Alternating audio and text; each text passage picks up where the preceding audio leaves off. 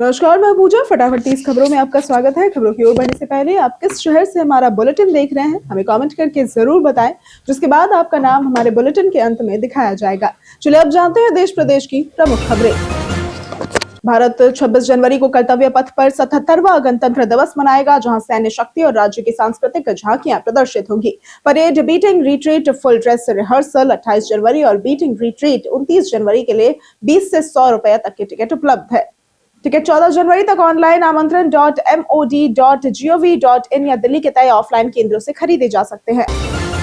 दिल्ली के Rouse Avenue court ने railway में जमीन के बदले नौकरी घोटाले में लालू प्रसाद यादव, तेजस्वी यादव, राबड़ी देवी समेत 46 आरोपियों के खिलाफ आरोप तय किए हैं, जबकि 52 आरोपी बरी हुए हैं। मामला लालू के रेल मंत्री कार्यकाल 2004 से 2009 तक का है, जिसमें ग्रुप डी नौकरियों के बदले सस्ती जमीन लेने का आरोप है। सीबीआई और ईडी की जांच जारी है।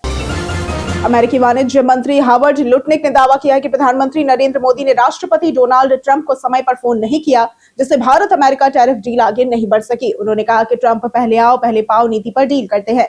भारत ने देरी की, जबकि यूके सहित अन्य देशों से समझौते हो चुके हैं। बाद में भारत के तैयार होने पर ट्रेन छूट चुकी थी। UIDAI का आधार पीवीसी कार्ड कागज वाले आधार कार्ड का मजबूत और टिकाऊ विकल्प है। ये एटीएम कार्ड जैसा प्लास्टिक कार्ड होता है, जो वाटरप्रूफ और लंबे समय तक चलने वाला है। इसे घर बैठे ऑनलाइन सिर्फ 75 रुपए में ऑर्डर किया जा सकता है। आधार नंबर, VID और OTP से ऑर्डर पूरा होता है। पेमेंट के बाद कार्ड 5 से 10 कार्य दिवस में स्पीड पोस्ट से घर पहुंचता है। मुख्य आर्थिक सलाहकार V अनंत नागेश्वरन ने वैश्विक व्यापार बाधाओं के बीच भारत में तत्काल स्वदेशीकरण की जरूरत बताई है।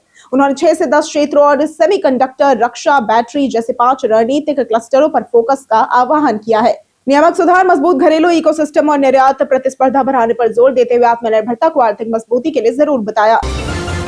कर्मचारियों के लिए PF निकालना अब आसान होगा। EPFO अगले 2 से 3 महीनों में भीम ऐप के जरिए तत्काल अग्रिम निकासी की सुविधा शुरू करेगा। स्वास्थ्य, शिक्षा या अन्य मान्य कारणों से क्लेम सबमिट करने पर बैक एंड वेरिफिकेशन के बाद पैसा सीधे UPI लिंक्ड अकाउंट में ट्रांसफर होगा। शुरुआत में लिमिट लगाई जा सकती है। वर्तमान में 5 लाख रुपए तक के क्लेम में 3 दिन लगते हैं। बड़ी रकम के लिए मैनुअल प्रोसेसिंग जरूरी है। कर्नाटक हाईकोर्ट ने वैवाहिक विवाद और दहेज प्रताड़ना मामलों में पड़ोसियों को आरोपी बनाए जाने पर रोक लगा दी है। जस्टिस M नागप्रसन्न ने स्पष्ट किया कि IPC धारा 498A के तहत केवल पति या उसके परिवार के सदस्य ही आरोपी हो सकते हैं। कोर्ट ने बेंगलुरु के एक पड़ोसी महिला के खिलाफ मामला रद्द करते हुए इसे कानून की प्रक्रिया का दुरुपयोग बताया। अमेरिकी राष्ट्रपति डोनाल्ड ट्रंप ने भारत के पहल पर बने इंटरनेशनल सोलर अलायंस यानी कि ISA से अमेरिका को बाहर करने का फैसला लिया है। यह कदम वैश्विक जलवायु प्रयासों और भारत अमेरिका संबंधों के लिए झटका माना जा रहा है। 2015 में शुरू हुए ISA का लक्ष्य और ऊर्जा को बढ़ावा देना है। अमेरिका के हटने से चीन को फायदा और भारत के सामने कूटनीतिक चुनौती बढ़ी है। महाराष्ट्र नोडल साइबर पुलिस ने 58 करोड़ की डिजिटल अरेस्ट ठगी में 2500 पन्नों की चार्जशीट दाखिल की है। ठगों ने CBI ED अधिकारी बनकर फर्जी वीडियो कॉल के जरिए एक दंपत्ति को डराया और 58.1 करोड़ रुपए ट्रांसफर करवा लिए।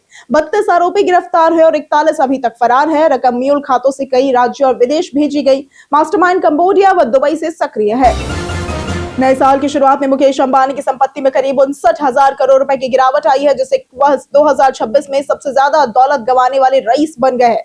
रिलायंस इंडस्ट्रीज के शेयर फिसलने से उनकी नेटवर्थ $101 अरब रह गई है। गौतम अडानी की संपत्ति भी घटकर $83.4 अरब हो गई। इस साल सबसे ज्यादा कमाई जेफ बेजोस ने की, जबकि एलन मस्क $632 अरब के साथ टॉप पर बने हुए हैं।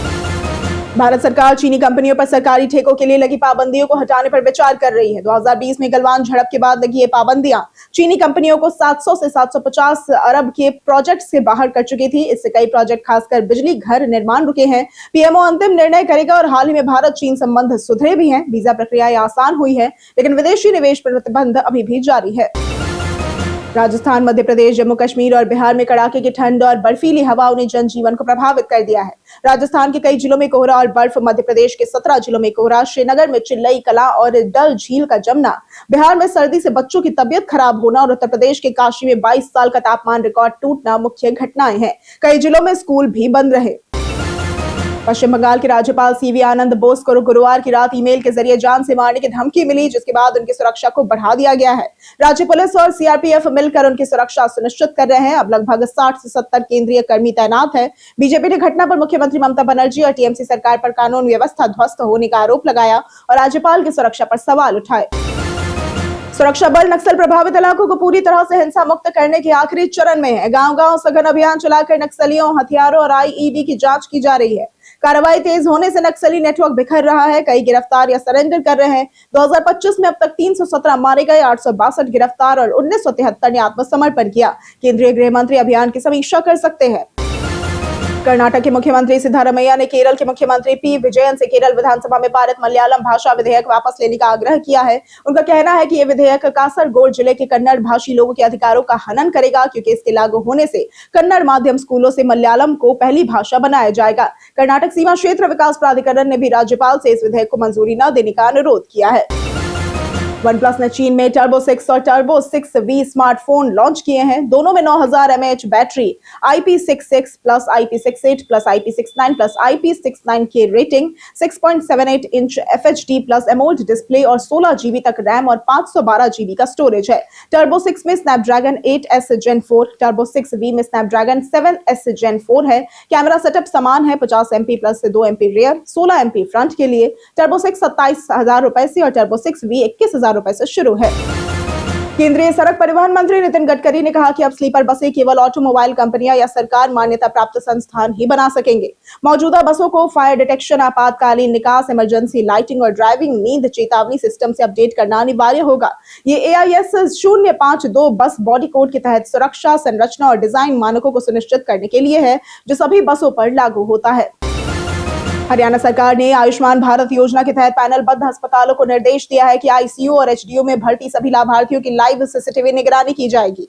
अस्पतालों को फीड राज्य स्वास्थ्य एजेंसी के साथ साझा करनी होगी। इसका उद्देश्य योजना के दुरुपयोग को रोकना, पारदर्शिता को बढ़ाना और अस्पतालों की जवाबदेही को सुनिश्चित करना है। इससे गरीब परिवारों को मुफ्त स्वास्थ्य सेवाएं प्रभावी और न्यायसंगत तरीके से मिल सकेंगी। OIC ने 8 जनवरी 2026 को जम्मू कश्मीर पर बयान जारी करते हुए कश्मीरियों के आत्मनिर्माण के अधिकार का समर्थन किया और जनमत संग्रह की मांग की। इसमें 5 जनवरी 1949 के UN प्रस्ताव का हवाला देते हुए धारा 370 के हटाए गए कदमों को वापस लेने की अपील की गई। OIC ने अंतर्राष्ट्रीय समुदाय और संयुक्त राष्ट्र से कश्मीर विवाद के समाधान में सक्रिय भूमिका निभाने की भी मांग की। केरल के मुख्यमंत्री पिनराई विजयन ने भाजपा नेतृत्व वाली केंद्र सरकार पर आरोप लगाते हुए कहा कि वो राज्य को आर्थिक रूप से कमजोर करने की कोशिश कर रही है। उन्होंने 12 जनवरी को तिरुवनंतपुरम में सत्याग्रह का ऐलान किया। विजयन ने कहा कि 2017 से केरल की उधारी सीमा घटाई जा रही है, बावजूद इसके राज्य ने प्रगति की है। जस्टिस JB कोशिया आयोग की सिफारिशों में 17 विभागों ने पूरी कार्रवाई की है। उन्होंने भाजपा और राजीव चंद्रशेखर पर धर्मनिरपेक्षता को कमजोर करने का आरोप भी लगाया। जबलपुर हाईकोर्ट ने मध्य प्रदेश सरकार के 12 दिसंबर 2019 के परिपत्र को निरस्त कर हजारों सरकारी कर्मचारियों को राहत दी है। कोर्ट ने कहा कि प्रोबेशन अवधि में वेतन में कटौती अवैध है और कर्मचारियों को पूरा वेतन तथा कटौती की राशि एरियर्स सहित लौटाई जाए। यह फैसला करीब 2 लाख कर्मचारियों को फायदा देगा और कोर्ट ने समान काम के लिए समान वेतन का सिद्धांत लागू होने की पुष्टि की है।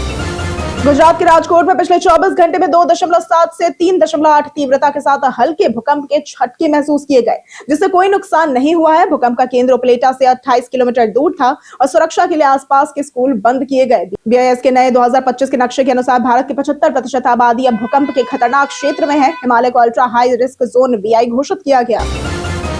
इंदौर के भागीरथपुरा में बोरिंग के पानी में फीकल कोलिफॉर्म बैक्टीरिया पाए गए हैं, जिससे हैजा, टाइफाइड और हेपेटाइटिस A जैसी बीमारियां भी हो सकती है।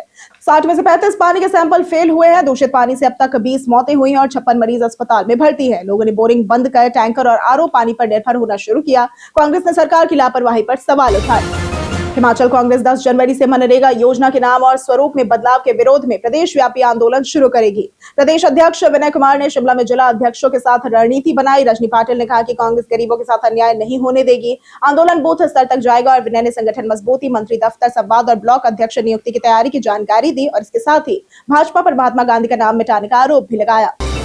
NHAI ने आंध्र प्रदेश में Bengaluru Kadapa Vijayawada economic corridor NH 544G पर 24 घंटे में 28.95 किलोमीटर सड़क बिछाकर और 10,675 मीट्रिक टन डामर डालकर 2 गिनेस वर्ल्ड रिकॉर्ड बनाए हैं। 624 किलोमीटर लंबा एक्सप्रेसवे भारतमाला फेज 2 के तहत बन रहा है, जिसमें 342 किलोमीटर ग्रीन फील्ड और शेष ब्राउन फील्ड है। इससे यात्रा समय 11 से 12 घंटे से घटकर 6 घंटे होगा। ग्रीन फील्ड नई सड़क और ब्राउन फील्ड पुरानी सड़क अपग्रेड को कहते हैं। एयरटेल अपने ग्राहकों को प्रीपेड और पोस्टपेड प्लान ऑफर करता है। प्रीपेड में पहले पेमेंट करनी होती है, जबकि पोस्टपेड में इस्तेमाल के बाद बिल आता है और अतिरिक्त बेनिफिट्स भी मिलते हैं। प्रीपेड से पोस्टपेड में स्विच करने के लिए एयरटेल स्टोर ऐप या वेबसाइट से switch prepaid to postpaid option चुनें, KYC डॉक्यूमेंट सबमिट करें और प्लान को सिलेक्ट करें। नंबर वही रहेगा, स्विच बिना चार्ज और 24 से 48 घंटे में पूरा होता है।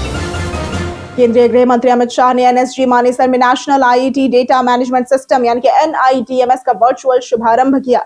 ये सिस्टम आतंकवादी घटनाओं और आईईडी विस्फोटों के डेटा का वैज्ञानिक विश्लेषण तेज और सटीक तरीके से करेगा। एनआईटीएमएस डेटा केंद्रीकरण से जांच एजेंसियों को मजबूत तकनीकी प्लेटफॉर्म देगा, प्रतिक्रिया समय घटाएगा और one nation one data territory की दिशा में कदम होगा। एनएसजी के प्रशिक्षण और नेटवर्क विस्तार से देश में सुरक्षा में और मजबूत हुआ है।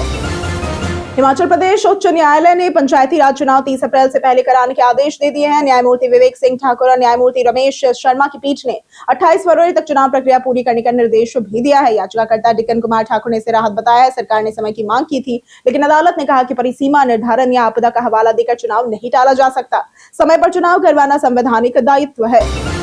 वैश्विक विमानन उत्सर्जन कार्बन उत्सर्जन में लगभग 4% योगदान देता है, लेकिन उड़ानों की संख्या कम करके इसे करीब 50% तक घटाया जा सकता है। 2023 में 2.7 करोड़ से अधिक उड़ानों के विश्लेषण से ये पता चला है कि कम ऊर्जा खपत वाले विमानों का उपयोग और अधिकतम लोड फैक्टर से उड़ान उत्सर्जन को 22 से 57% तक कम कर सकता है। ऑक्सफोर्ड के शोधकर्ता मिलान क्लोवर के अनुसार मौजूदा मार्गों पर कुशल विमानों की उड़ानों से 11% तुरंत कमी संभव है। चुनाव आयोग ने बंगाल में मतदाता सूची के विशेष गहन पुनरीक्षण यानी कि एसआईआर में डोमिसाइल प्रमाण पत्र को मान्य नहीं बताया। केवल राज्य द्वारा जारी स्थायी पता या निवास प्रमाण पत्र ही स्वीकार्य होंगे। जिन्होंने पहले डोमिसाइल सर्टिफिकेट जमा किया उन्हें फिर से बुलाया जा सकता है। लगभग 10,000 नए मतदाता पहचान पत्र वापस लौटाए गए हैं। 85 वर्ष से अधिक उम्र और अस्थायी रूप से विदेश में रहने वाले लोग व्यक्तिगत सुनवाई से मुक्त रहेंगे। बीते दिन आप लोगों में से बहुत लोगों ने हमारे वीडियो को लाइक किया है। जिन्होंने हमारे वीडियो को लाइक किया उनके नाम है राम लखन कुमार, दीपू भाई, रंजीत कुमार, विजय सिंह, देवानंद, अफजल पठान, हरीश चंद्र राम, कल्पू कुमार यादव, शारदा गुप्ता, निशा सेठिया, नवीन राज और राकेश कुमार। आज के लिए सिर्फ इतना ही। हमारे साथ बने रहने के लिए धन्यवाद।